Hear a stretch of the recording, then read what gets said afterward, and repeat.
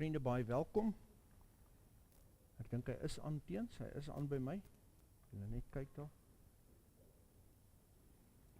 Is hy reg? Kan julle hoor?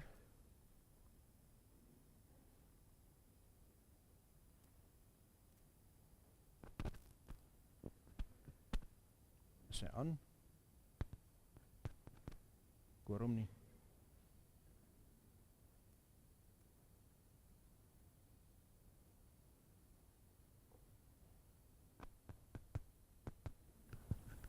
Is hy aan nou? Daar is hy. Okay. Baie welkom by ons diens. Kom ons sit net so en dan vertrou ons die Here om ons te kom seën vanmôre ook uit sy woord en met sy teenwoordigheid. Kom ons bid saam.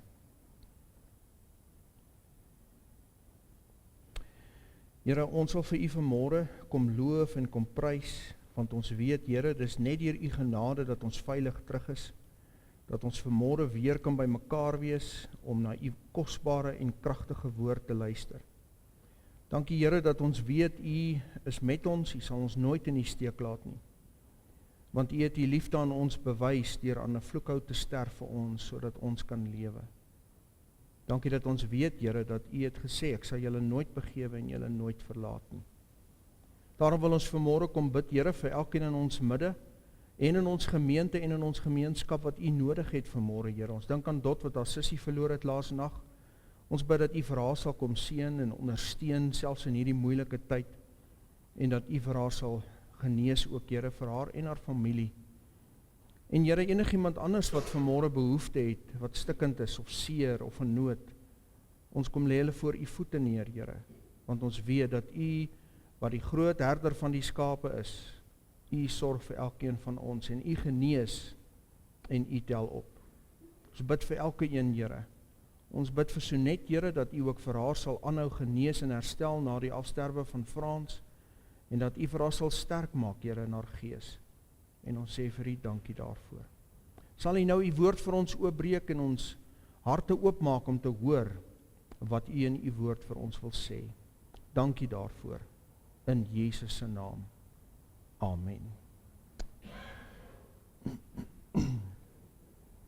Vriende, verlede week het ons stilgestaan by die tweede deel van Jesaja 42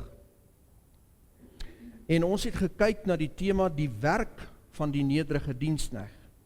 In die eerste gedeelte van Jesaja 42 het ons gekyk na die lied van die nederige diensknegt en toe het ons verlede keer gekyk na die werk van die nederige diensknegt. Hy wat sou kom om aan die blinde sig te gee en aan die wat in duisternis is lig en die blindheid sou genees van die mens wat homself nie sien as 'n sondaar en 'n sondares nie. En ook sodat ons kan sien wie hy is. En ons het aan die einde van daardie boodskap vir mekaar gesê, die fokus is op hom en op hom alleen. Vandag gaan ons voort en ons begin met Jesaja 43 en die tema vandag is moenie vrees nie, jy's myne. Hoofstuk 43 en 44 kan weer eens soos baie ander hoofstukke saamgegroepeer word, hierdie twee hoofstukke, onder die tema verlos deur water en vuur heen. Ons moet onthou dat ons tans besig is in die eerste gedeelte van 3 gedeeltes in die tweede deel van Jesaja en hierdie gedeelte strek vanaf hoofstuk 40 tot 48 en dit word opgesom onder die tema God bemoedig sy volk. In ons Afrikaanse 33-53 Bybels is hierdie hoofstuk 'n voortsetting onder die opskrif 'n sondige volk en 'n genadige God. In die King James Bybel is die opskrif Israel's only Savior. In hierdie hoofstuk praat God direk met Juda, want hulle is bang, hulle is bevrees. Alhoewel die gevaar van die Assiriërs verby is en die katastrofe afgewentel en hulle nou met sekerheid weet dat die Assiriërs Jerusalem nie sal inneem nie, is hulle nog steeds bang, want Jesaja profeteer nou van 'n nog groter mag wat later in die toekoms Jerusalem sal inneem en hulle sal wegvoer, die Babyloniërs. Want God moet sy volk dissiplineer, hy sal nie toelaat dat hulle self vernietig in hulle sonde nie, al moet hy dit deur vuur en deur water heen doen, deur die smeltkroes en die reiniging, hy sal hulle deur dit sit om hulle te red, om die kaf van die koring te skei in hulle lewens. Hulle sal daardeur gaan, want soos 'n liefdevolle vader sal hy hulle terugruk uit hulle dwaasheid en hulle sonde. Maar, om aan hulle die versekering te gee, dat hy hulle nie totaal sal vernietig in hierdie proses nie, gee hy dan aan hulle die beloftes van sy knegt Kores, waaroor ons reeds gesels het, wat hulle weer sou verlos en weer sou terugbring na Jerusalem. Maar hulle ken vir Kores glad nie. Inteendeel, koning Kores was toe nog nie eens gebore nie. Hulle ken net vir Jesaja en hulle ken die God van Abraham, Isak en Jakob. Om hulle vrese dus te besweer, gee God aan hulle in hierdie gedeelte 2 kragtige beloftes. 2 ankers om aan vas te hou. 2 sterk fondamente waarop hulle kan staan. Ons sal vandag net kan stilstaan by die eerste een, en as die Here wil, sal ons volgende week kyk na die tweede een. Blaai dus saam met my na Jesaja hoofstuk 43, en ons gaan net die eerste vers saam lees van hierdie hoofstuk. Jesaja 43 vers 1. Hierdie is 'n baie bekende vers. Baie bloedgewastes het in die Nuwe Testament era al aan hierdie vers vasgehou wanneer hulle deur moeilike tye gegaan het. Maar nou, lees hierdie vers. So sê die Here jou skepper, o Jakob, en jou vormeerder, o Israel, wees nie bevrees nie, want ek het jou verlos. Ek het jou by jou naam geroep, jy is myne.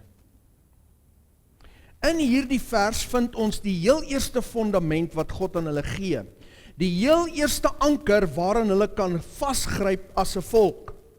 Die beginsel waarop hierdie heel eerste fondament gebou is die beginsel van eienaarskap. In hierdie eerste vers, net 'n paar woorde, lê 1200 jaar se agtergrond. 1200 jaar van eienaarskap. Kom ons kyk vinnig daarna. God het Abraham en sy vrou Sara geskep. Hulle geformeer. En toe Abraham op die regte ouderdom was, het God aan hom verskyn en hom geroep. Kom ons lees dit saam in Genesis 12 van vers 1 tot 4. Waar God vir hom sê, gaan uit jou land en uit jou familie en uit jou vader se huis na die land wat ek jou sal wys. En ek sal jou 'n groot nasie maak en jou seën en jou naam so groot maak dat jy 'n seën sal wees. En ek sal seën diegene wat jou seën en hom vervloek wat jou vervloek. En in jou sal al die geslagte van die aarde geseën word. Toe het Abraham weggetrek soos die Here hom gesê het, en Lot het saam met hom getrek. En Abraham was 75 jaar oud by sy vertrek uit Haran. Die van julle wat 75 en oor 75 is, wonder hoe sal jy voel as die Here vir jou sê, reg, jou pad saam met my begin nou. Pak jou goed en trek. Genesis 15, vanaf vers 1. Hy gee aan hom hierdie beloftes. Na hierdie dinge het die woord van die Here tot Abraham gekom in 'n gesig en gesê, vrees nie Abraham, ek is vir jou 'n skild en jou loon is baie groot. Toe vra Abraham, Here, wat sal u my gee? Aangesien ek sonder kinders heen gaan en die erfgenaam van my huis, die Demaskener Eliezer is. Verder het Abraham gesê, aan my het u geen nageslag gegee nie. So sal dan die bediende van my huis my erfgenaam wees. Toe kom die woord van die Here tot hom en sê, hierdie een sal jou erfgenaam nie wees nie, maar die een wat uit jou liggaam sal voortkom, hy sal jou erfgenaam wees. Daarom lei hy hom uit na buite met die woorde, kyk nou op na die hemel en tel die sterre as jy hulle kan tel. En hy sê vir hom, so sal jou nageslag wees. En dan sê vers 6 en 7, en hy het in die Here geglo, en hy het hom dit tot geregtigheid gereken, en verder het hy vir hom gesê, ek is die Here, wat jou uitgelei het uit Ur van die Galdeërs, om jou hierdie land in besit te gee. God maak dan 'n verbond met hom. En uit Abraham en Sara skep en formeer God vir klein Isak. En uit Isak en Rebekka skep en formeer God vir Jakob. En uit Jakob en Rachel en Lea skep en formeer God die 12 seuns van Jakob. Reuben, Simeon, Levi, Juda, Dan, Naphtali, Gad, Aser, Issachar, Zebulon, Josef en Benjamin. En uit hierdie 12 seuns van Jakob word die volk van God gebore. Daarna lei God vir Jakob en die ander 11 seuns en hulle families na Egipte land. Josef was vooruit verkoop om die weg te gaan voorberei en God het 'n plan gehad want hy wou sy volk iewers vestig. Hy wou hulle iewers neersit waar hulle veilig sou wees, sodat hulle kan groei en hulle 'n magtige volk kan word. En Jakob en sy 12 seuns vestig hulle in Goshen onder die sorg van Farao en onder die wakende oog van God. En God skep en formeer uit daardie 12 families oor 'n tydperk van 400 jaar 3 miljoen mense. En hy noem hulle my volk. Verseker en tereg kon God sê, ek het jou geskep en ek het jou geformeer. Julle is die werk van my hande. Die latere farao's wat vir Josef en Jakob nie geken het nie, word bang vir hierdie mense, want God seën hulle sigbaar, soos wat God vir Abraham beloof het, ek sal jou seën. En hulle begin die volk van God onderdruk, slawe van hulle maak, harde hande arbeid en sweepslae op die rug word hulle daaglikse lewe. En hulle roep uit na God en God stuur vir Moses en na Aaron, maar Farao weier om te luister en God slaan Egipte met pla en met elendes. En vir 9 van die 10 pla verhard Farao sy hart. Julle ken hierdie verhaal, maar die 10de plaag sou anders wees. Tydens die 10de plaag slaan God al die eersgeborenes in elke huis in die hele land van Egipte dood. En daar was net een manier waarop die mense van God, sy volk, die 3 miljoen mense wat hy vir homself daar geskep en geformeer het, daar was net een manier hoe hulle aan hierdie plaag, hierdie dood kon ontkom. Hulle moes noukeurig en sorgvuldig die instruksies van God volg. Hulle moes 'n lammetjie vat en hulle moes hom slag en op 'n baie spesifieke manier die vleis voorberei saam met ongesuurde brood en hulle moes die ete saam eet as 'n gesin. Inteendeel, die woord sê baie haastig moes hulle dit eet want hulle was reg om te vlug. En die bloed wat uit daardie ou lammetjie se liggaampie gevloei het, moes hulle opvang in 'n bakkie en hulle moes dit met 'n hiesopstingel teen die deurposte van hulle huise verf sodat daar bloed op die poorte van hulle huise sou wees. En daardie nag, toe die engel van die dood deur Egipte trek, sê die woord van die Here, en as hy die bloed sien, sal hy verbygaan, en elke huis waarop die bloed van die lam nie was nie, het die eersgeborenes van daardie huis gesterwe. Die Egiptenare is in rou. Hulle is pap geslaan. Hulle is in sak en as. Selfs die Farao se eersgebore seun en sy troonopvolger het gesterwe in daardie nag en hy jaag hulle uit Egipte uit. Hulle vorder tot by die Rooi See, maar Farao verhard weer sy hart en hy verander van plan en hy jaag hulle agterna. En nou is die volk vasgedruk tussen die see en Farao se leer en hulle roep weer tot God en God kloof die see voor hulle uit sodat hulle droogvoets kan deurloop en die hele leermag van Farao word vernietig in die see. God het hulle verlos. Tereg kon hy sê, ek het jou verlos. Opreg het hy hulle verlos en uit liefde het hy hulle verlos. Uit die slawerny van Egipte het hy hulle met 'n kragtige hand verlos en in die woestyn sou hy vir hulle voorsien en hulle bring tot in die beloofde land. Tereg kon God sê, ek het jou verlos. Deur Moses sou God aan hulle die beginsel van die sogenaamde losser leer.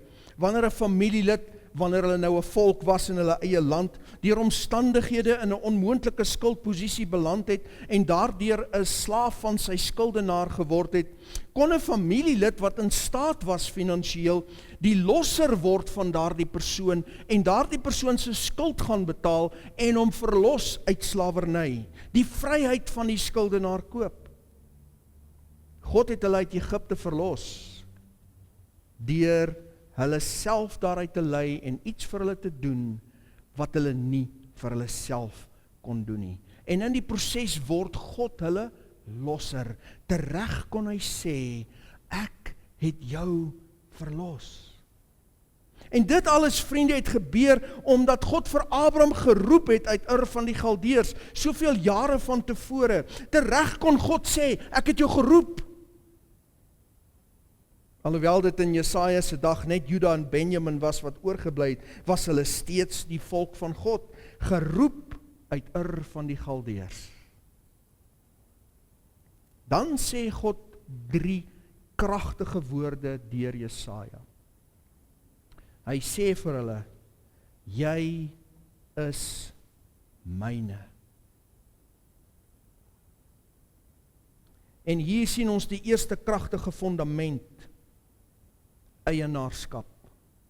God het hierdie mense opgeëis as syne. Hy verklaar dat hulle sy eiendom is, dat hy hulle eienaar is en dat hulle aan hom behoort. Hierdie mense behoort aan die koning van die konings. Hierdie, vriende, is 'n kragtige beginsel. Niemand sal hierdie volk ooit kan vernietig nie. Niemand nie. Want hulle is die eiendom van God self. God het in sy woord vir hulle gesê, julle is myne. In Genesis 17 sluit God 'n verbond met Abraham en as 'n teken van hierdie verbond stel hy die besnydenis in 17 vers 10. Dit is my verbond wat julle moet hou tussen my en julle en jou nageslag na jou. Alles wat manlik is onder julle moet besny word. God merk sy mense, want hy het geweet hulle gaan na die inwoners van Kanaan toe beweeg. Mense wat Baal aanbid, mense vir wie tempelprostitusie 'n alledaagse is. En hy merk sy mense want hulle is syne. Hulle is anders as die res. God het wel ander volke en nasies geskep en geformeer, maar hy het hulle nie geroep nie. Hy het hulle nie verlos nie. Hy het nie vir hulle gesê, jy is myne nie. Eienaarskap.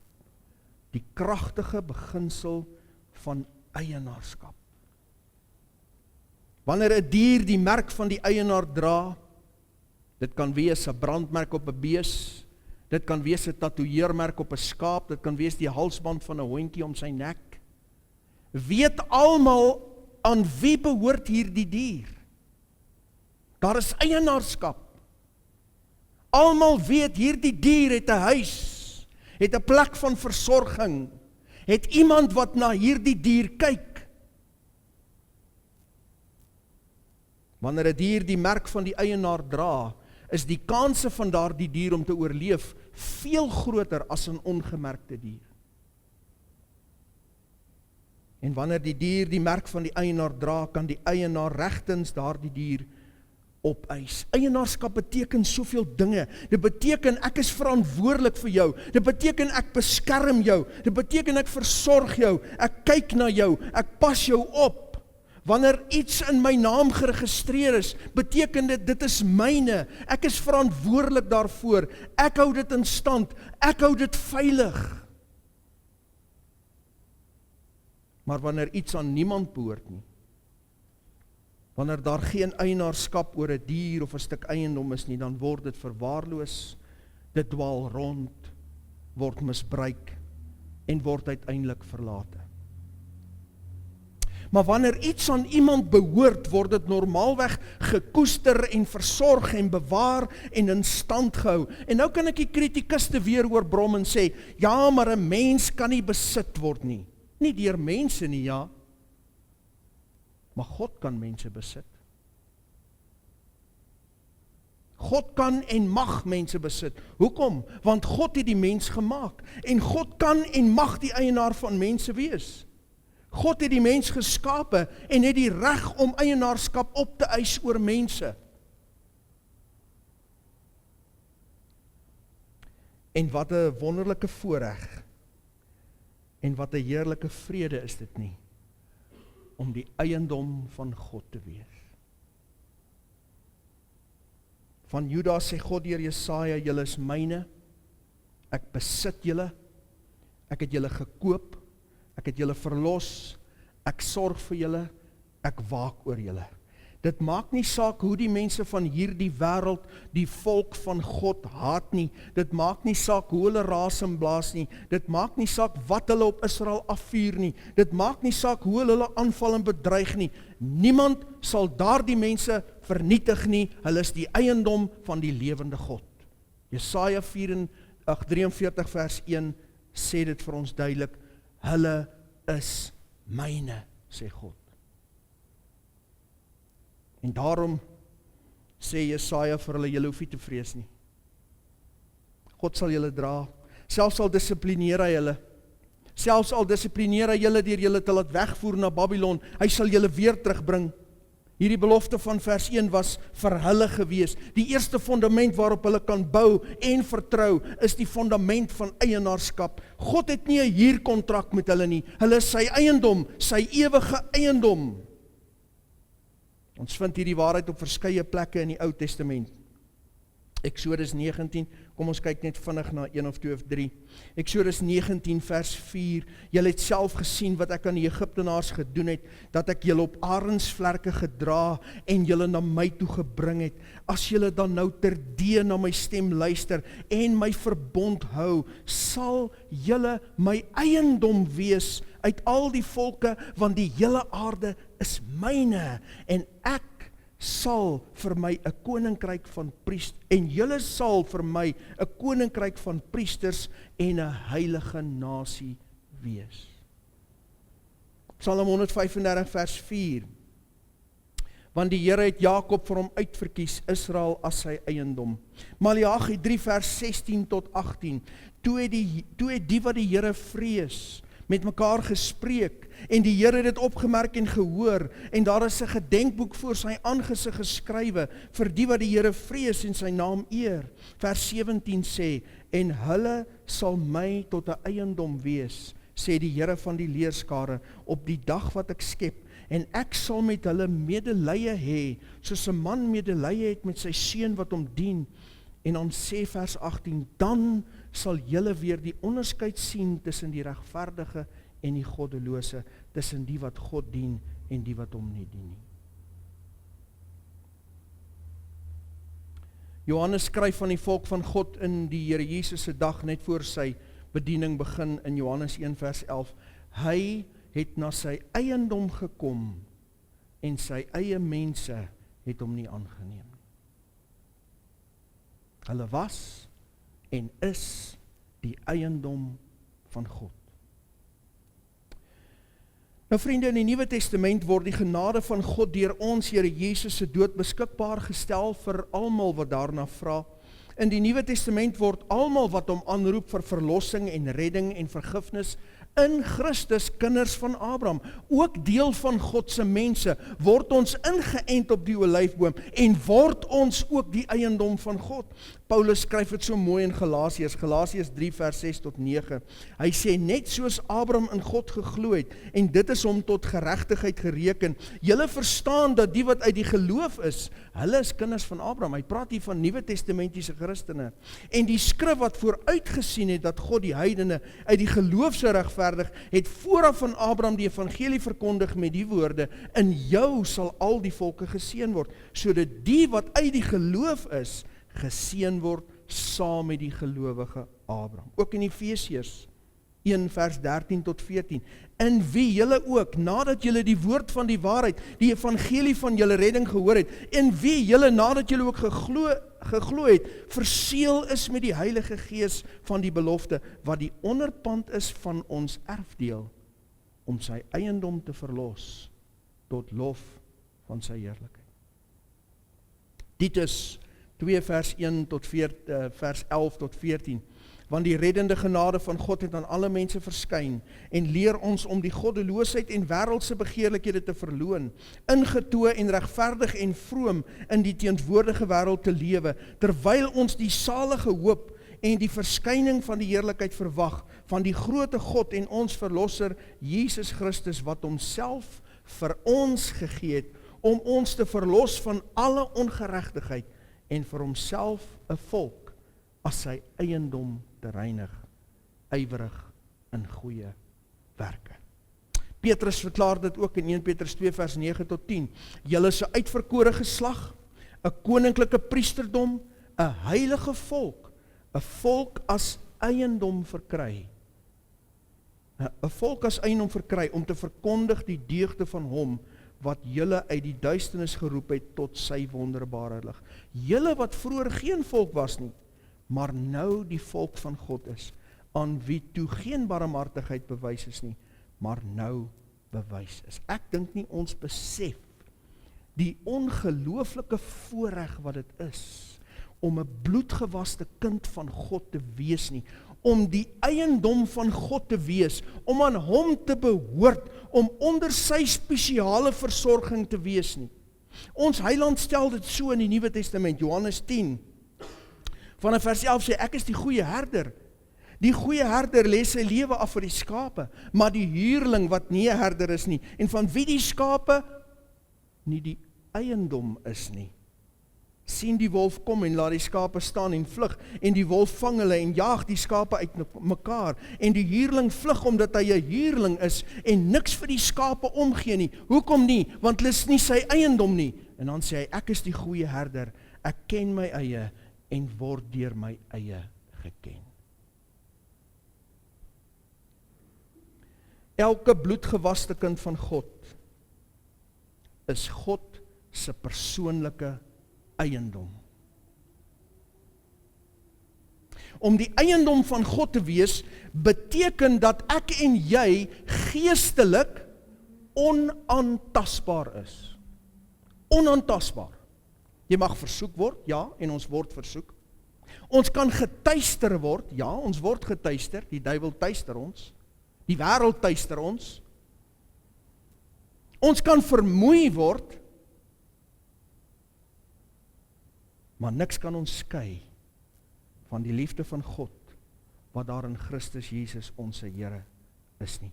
En God sal alles doen wat nodig is, om die werk te voltooi, wat hy in 'n bloedgewaste kind van hom se lewe begin het. God sal alles doen wat nodig is, sodat ek en jy eendag in sy kosbare teenwoordigheid kan staan, as sy bloedgekoopte eiendom.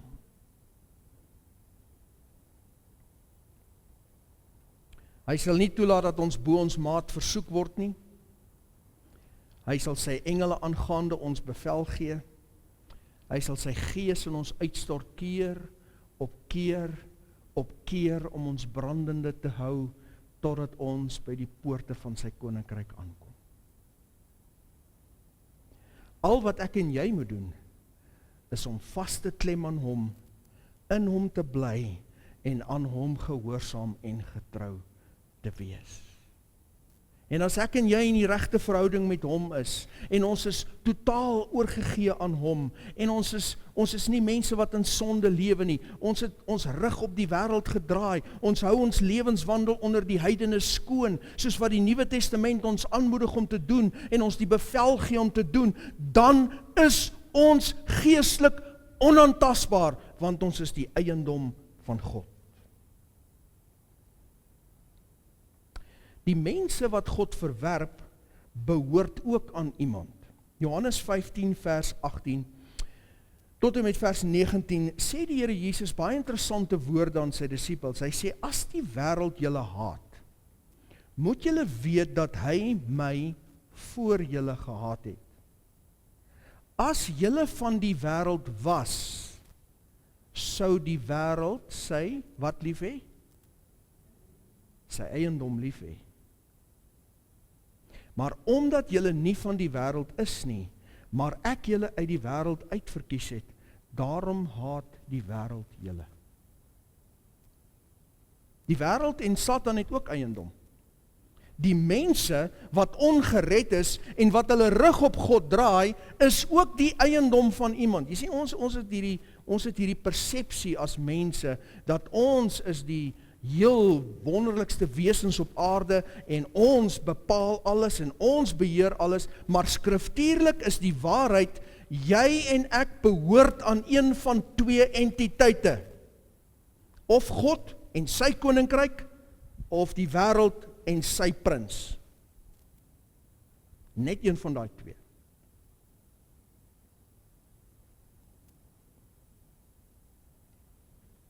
Die wêreld wat in die mag van Satan is, het ook eiendom. Die mense wat nog in hulle sonde vasgevang is. Hulle is die eiendom van hierdie wêreld en die prins van hierdie wêreld. Dit is waarom mense in sulke geestelike duisternis sit.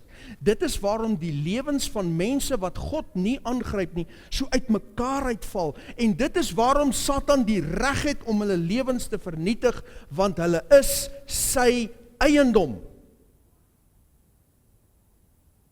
Tot aan die einde van hierdie bedeling sal elke ongeredde mens die eiendom van Satan en die koninkryk van die wêreld wees. Dan en dan eers sal alles verander. In Openbaring sien ons hoe alles weer aan die Here Jesus sal behoort. In Openbaring 11 vers 15 lees ons die volgende: en die 7de engel het geblaas, en daar was groot stemme in die hemel wat sê, luister mooi, die koninkryke van die wêreld het die eiendom van ons Here geword en van sy Christus, en hy sal as koning heers tot in alle ewigheid. Daar kom 'n punt wat alles wat op hierdie wêreld is, al hierdie koninkryke, gereinig gaan word en weer die eiendom gaan word van die Here Jesus. Openbaring 12 vers 10, toe hoor ek 'n groot stem in die hemel sê, nou het die heil en die krag en die koningskap die eiendom van ons God geword, en die mag van sy Christus, want die aanklaer van ons broers is neergewerp, hy wat hulle aanklag voor ons God dag en nag. Daar kom 'n spesifieke punt in die geskiedenis van die mens se wandel saam met God, wat die sielevyand se tyd verby is, en die Here Jesus alles weer as sy eiendom sal oorneem. Elke liewe mens op hierdie aarde is die eiendom van iemand, of die eiendom van God, of die eiendom van Satan deur sonde. En vir diegene wat in hulle hoogmoed sê, kyk man, ek behoort aan myself, niemand is my eienaar nie, vir jou en vir mense wat so redeneer, wag daar 'n groot ontnigtering. Wanneer daardie persoon sterwe, sal die engele die siel van daardie persoon na die doderyk neem, of hulle wil en of hulle nie wil nie, want die siel van die mens behoort nie aan die mens nie. Geen mens behoort aan hom of haar self nie. En wie se eiendom jy en ek is elke een van ons se eie besluit. Daar's 'n duidelike verskil tussen die mense wat aan God behoort en die mense wat aan die wêreld behoort, die wat aan Satan behoort. Kom ons luister net weer na die profeet Maleagi, en ek is amper klaar. Toe het die wat die Here vrees met mekaar gespreek, ek lees weer daai paar verse, en die Here het dit opgemerk en gehoor, en daar is 'n gedenkboek voor sy aangesig geskrywe, vir die wat die Here vrees en sy naam eer, sy eiendom. En hy sê, en hulle sal my tot 'n eiendom wees, sê die Here van die leerskare, op die dag wat ek skep, en ek sal met hulle medelee hê, soos 'n man medelee het met sy seun wat hom dien. Dan sal julle weer die onderskeid sien tussen die regverdige, God se eiendom, en die goddelose, die wêreld se eiendom. Tussen die wat God dien, die eiendom van God, en die wat hom nie dien nie, die eiendom van die wêreld en van Satan. Ek dink hierdie twee verse sê dit alles. Die een eienaar het medelee, die ander eienaar is 'n monster. Ek sê dit weer, die een eienaar het medelee, ek is die goeie herder, Ek lê my lewe af vir die skape. Die ander eienaar is 'n monster. En aan wie ons behoort, is ons eie keuse. En die verskil sal altyd duidelik sigbaar wees. Waarom hoef Israel nie te vrees nie? Want hulle kan hulle lewe vestig op die eerste fundament, eienaarskap. Hulle is nie gehuurde goed nie. Hulle is die volk van God, skape van sy weide, veilig en onaantastbaar. Waarom hoef ons nie te vrees in die Nuwe Testament nie? Want ons kan ook ons lewens vestig op hierdie eerste fundament, eienaarskap, en dan weet, ons is nie gehuurde goed nie, ons is deel van die huisgenote van God, skape van sy weide. Hy het ons gemerk met die bloed van sy seun. Ons is veilig en onaantastbaar. Hy het vir ons betaal, hy het ons gekoop. Toe ek destyds so op die kantlyn, en ek wil dit net vinnig vertel, want dit is vir my baie kosbaar, toe ek so destyds op die kantlyn so begin het met die beeste, moet 'n mens dan nou na die departement van landbou toe gaan, en jy moet 'n brandmerk gaan registreer, want elke vee-eienaar in Suid-Afrika moet 'n spesifieke brandmerk hê. En ek kom daar so by hulle, en ek staan daar, en ek vul my vormpie in, en ek gee dit vir die persoon, en ek wag nou dat die persoon vir my sê, okay, nou hoe moet die brandmerk lyk? Watse letters wil jy gebruik? En hoe moet dit nou lyk? Jy weet, want 'n mens sien mos nou altyd ouens het brandmerke wat nou soos hulle sin lyk. En hy vat my vormpie en hy loop aan na die rekenaar toe en hy kom terug en hy sê, daar's jou brandmerk. En dit is 'n C, 'n P en 'n U. Tog, is dit nou dit? Ek sê vir hom, maar is dit dit? Ja, sê hy vir my, die stelsel werk nou so, jy vul die goed in en dan skop hy 'n merk uit en dis jou merk. Ag, en ek stap al weg en ek so teleurgestel. Wat moet ek nou met 'n C en 'n P en 'n U maak? Dit sê niks van ons nie, dit sê niks van die besigheid, dit sê niks van niks nie. En toe ons die eerste beeste begin merk met daai merk, toe wys die Here vir my, CPU, Christ paid for us. Hy het ons gemerk met sy bloed. Christ paid for us. En nou is daardie merk vir my so kosbaar. Elke keer as ek 'n bees sien met die merk op, dan dink ek, Christ paid for us. Hoe wonderlik. Kan ek jou vanmôre vra, wie is die eienaar van jou siel? Ons het jare gelede in die kerk 'n lied gesing met die opskrif, ek is uwe Heer, ek weet nie of julle dit kan onthou nie, ek is uwe Heer, het u stem gehoor, van u liefde vertel dit my, maar ek smeek dat u my geloof wil sterk, trek my nader aan u sy. Is jy vandag 'n bloedgewaste kind van die Here? Wedergebore deur die Heilige Gees van God? Is jou naam geskrywe in die boek van die lewe? Dan is dan niks waarvoor jy hoef te vrees, behalwe sonde nie. Niks nie. Jy's God se eiendom, en geestelik is jy onaantastbaar. Ja, ons is deel van die vloek van hierdie wêreld. Ja, ons word siek. Ja, ons gaan deur die ellendes van hierdie wêreld, maar geestelik gesproke is jy en ek onaantastbaar. Want jy is die eiendom van God, gekoop deur sy bloed. Jou siel en my siel is veilig en vas op hierdie eerste fundament. Jy en ek is die eiendom van God, en die hele hemel werk saam om my en jou siel te bewaar van die bose en ons veilig voor sy troon te bring. Wat 'n ongelooflike voorreg. Kom ons bid saam.